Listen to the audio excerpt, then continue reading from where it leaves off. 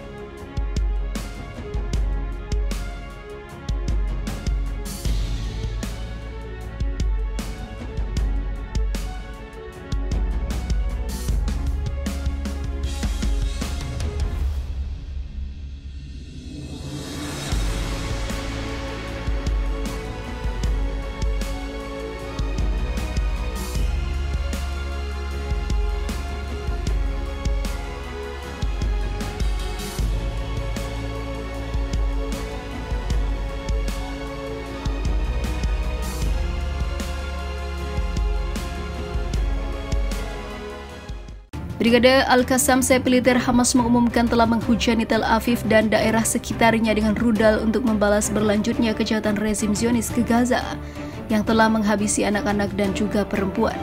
Media Israel malah melaporkan suara sirena bahaya serangan rudal di beberapa area luas di tengah wilayah pendudukan Tel Aviv dan juga daerah di sekitarnya. Menurut media rezim Zionis, Hamas dalam babak baru operasi rudal tersebut sedikitnya menembakkan 100 roket dan rudal serta sekitarnya sehingga memaksa pemukiman Zionis bersembunyi di bunker-bunker dan berlarian. Brigade Al-Qassam mengumumkan pembalasan itu berlanjut karena kejahatan rezim Zionis di Gaza dan telah membuat anak-anak dan perempuan menjadi korban dalam gelombang baru serangan rudal ke Tel Aviv yang dilancarkan. Sayap militer Hamas yang merilis video peluncuran sejumlah banyak rudal ke arah Zionis hingga ratusan itu dan menegaskan berlanjutnya serangan selama Israel belum menghentikan kejahatannya di Gaza dan malah menyerang tepi barat juga. Sebelumnya, pejabat kantor urusan syuhada, tawanan dan juga korban luka Hamas memperingatkan Israel jika serangan ke Gaza berlanjut maka tidak akan ada lagi pertukaran tawanan. Namun pada kenyataannya Israel masih berbuat curang. Hal ini membuat Hamas tak hentinya menembakkan rudal-rudal ke wilayah Zionis. Horor, mayat-mayat tentara Israel ditemukan bergelimpangan di Bukit Khazan.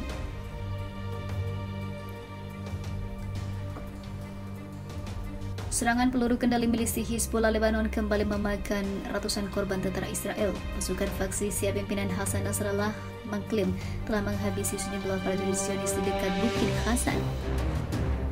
Dalam laporan yang dikutip FIFA militer dari media ternama Yordania Al-Bawaba, Hizbullah mengatakan berhasil mengeliminasi sasaran pasukan militer Israel di daerah Al-Manara.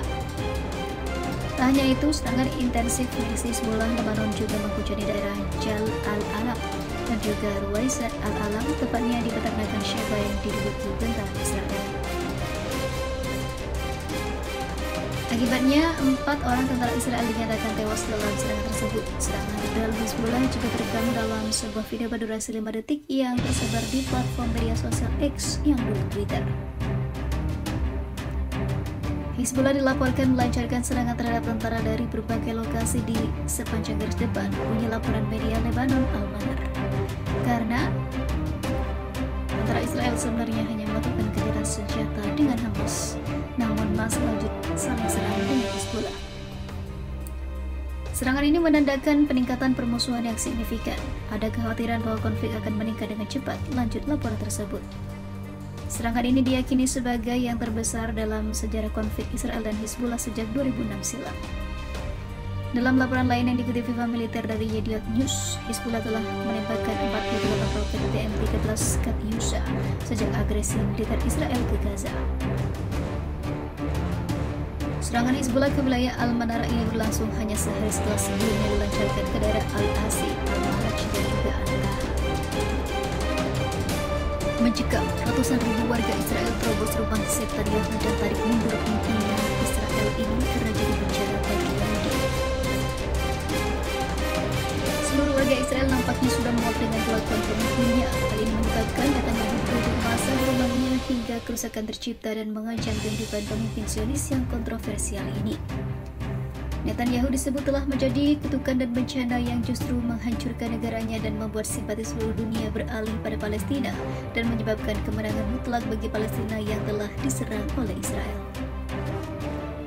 Sebelumnya pada Sabtu malam, teman-teman dan keluarga para tawanan dan banyak pendukungnya berkumpul di lapangan Sandra, sementara sebagian lainnya berada di kediaman pribadi Netanyahu di Yerusalem, menyerukan agar Netanyahu segera dicopot dari jabatannya. Jelas Sarah Khairat dari Al Jazeera. Adapun demo ini menjadi kali kedua yang dilakukan warga Israel sebagai bentuk protes kepada Netanyahu yang mengabaikan permintaan Hamas hingga membuat proses pertukaran sandera fase kedua sempat tertunda. Meski pembebasan sandera fase 2 akhirnya berhasil dilakukan dengan bantuan pemerintah Qatar, namun masyarakat Israel menilai bahwa Netanyahu telah gagal memimpin negara dan dia menjadi pihak keladinya. Alasan ini yang mendorong massa mengajukan protes untuk melengsarkan Netanyahu dari jabatan Perdana Menteri. Sambil meneriakkan kalimat hujatan, ratusan ribu massa juga turut membawa berbagai macam poster protes. Di antaranya Netanyahu adalah bencana terbesar bagi Israel. Ada pula poster dengan tulisan "Bibi berbahaya, mundurlah sekarang". Sebagai informasi, Bibi sendiri merupakan julukan yang diberikan warga Israel untuk Perdana Menteri itu. Ini tentu saja merupakan jumlah terbesar yang pernah kami lihat sejak perang dimulai. Demonstran meminta Perdana Menteri Netanyahu untuk tidak mengabaikan permintaan Hamas sehingga pembebasan semua tawanan bisa dilaksanakan. Aksi demonstrasi serupa tak hanya terjadi di Israel, beberapa negara lain juga turut melakukan aksi bela Palestina dan mengutuk apa yang dilakukan Israel itu. Di London misalnya, sekitar 300.000 warga dilaporkan turun ke jalan untuk menuntut gencatan senjata permanen antara Israel dan juga milisi Palestina, yaitu Hamas.